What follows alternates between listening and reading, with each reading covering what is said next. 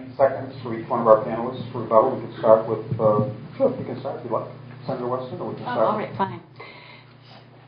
You know, this is fall and everyone's gardens didn't grow quite so well as we'd hoped, but for anyone who can, you know, I have a great big pressure cooker, and when that gets to boiling and I have that little pressure gauge at the top and that starts balancing, I'm always looking at the number.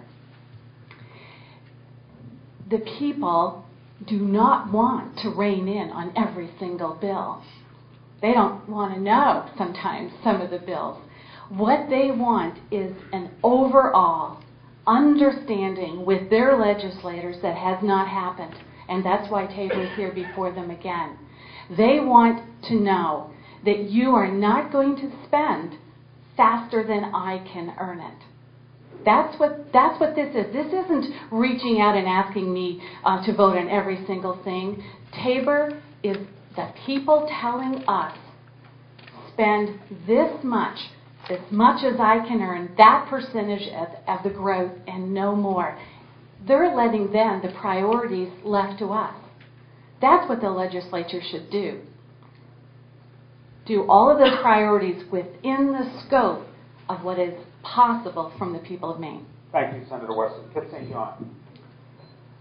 Maine legislature has already adopted a set of limits and a procedure for budgets and enacted budgets that have imposed taxes that are shrinking as a proportion of incomes, growing more slowly than incomes.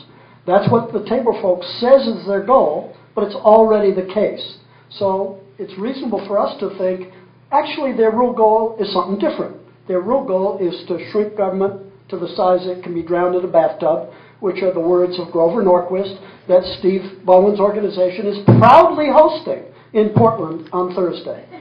Now, he doesn't like lobbyists, but Grover Norquist was a close associate of Jack Abramoff, who was convicted and sent to jail. Now, that's a kind of lobbyist that some people like, but we got to watch what we're doing here before we get too far away from what our traditions here in Maine. Steve Bowen. Well, I'm certainly not going to defend Jack Abramoff, if that's what I'm being asked to do. You're right. Look, going back to the are we ashamed of the private sector working for public government? No, that's a question of transparency. That's a question of Pike Industries writing in the newspaper, we collect state funds, and that's maybe, then you should know that as a voter. That's what I'm talking about. It's about transparency, about telling people. This idea of drowning government in a bathtub. Look, spending in Colorado since Tabor was put in place has gone up every single year. Okay? Every single year. Total state expenditures, this is from 1992 to 2007, total expenditures up 184%. Education up 182%. Welfare 196%. Hospitals 137%. Healthcare 268%. Spending goes up. Tabor allows that to happen.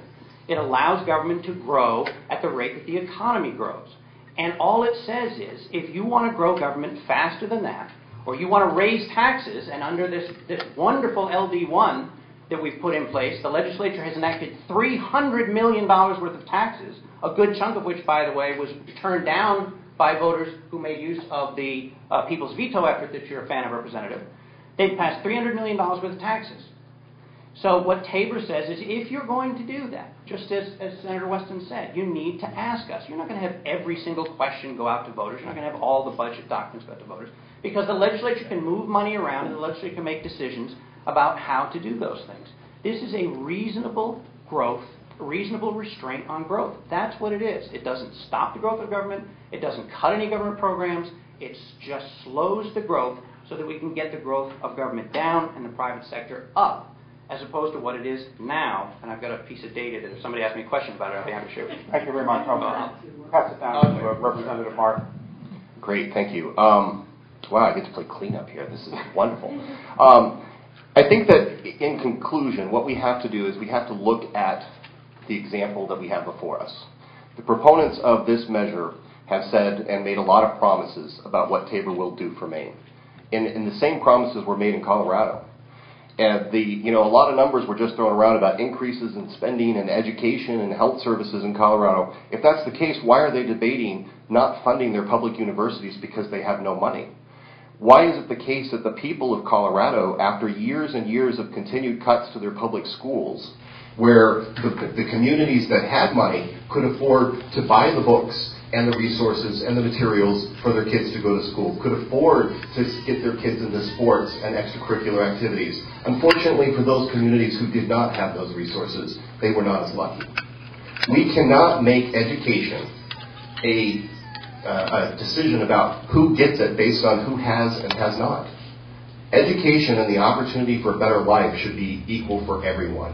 And it's one of the reasons why I so strongly oppose question 4 on the ballot, and why I hope that everyone here will vote no on question 4. And I know that's not the case, but at least we're having a rousing debate. But I think that in this debate, we cannot forget and look at the real example that we have in Colorado, and we have to ask ourselves, do we want to make the Colorado mistake?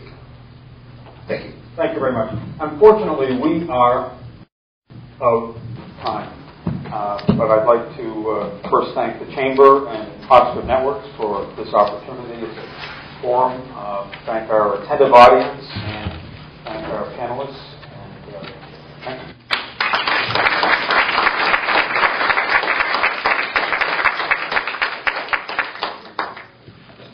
Thank you for joining us for this program presented by the Bangor Region Chamber of Commerce.